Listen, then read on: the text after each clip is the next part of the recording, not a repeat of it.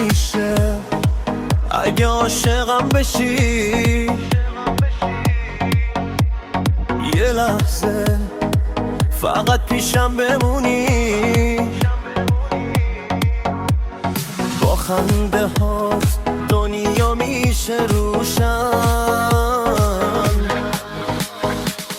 چی میشه اگه دستمو بگیری،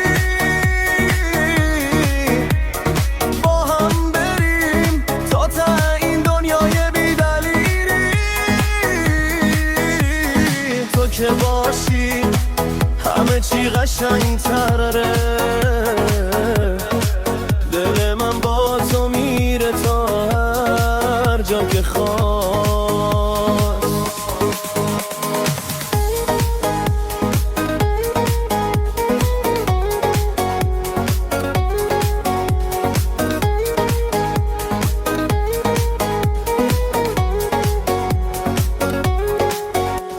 چی میشه اگه دیوونشی باهام،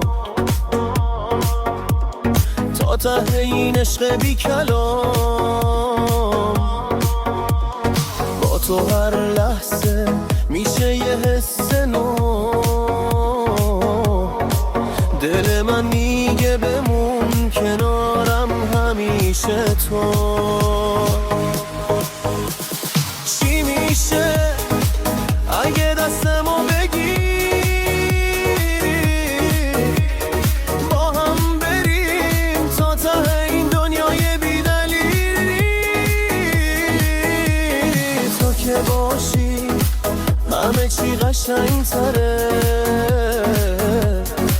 دل من با تو قوی تر از همیشه است و میپره. چی میشه اگه پیشم بمونی، صبح و شبم با تو مهمونی؟ تو کنارم یعنی آرامش من است، دل من با تو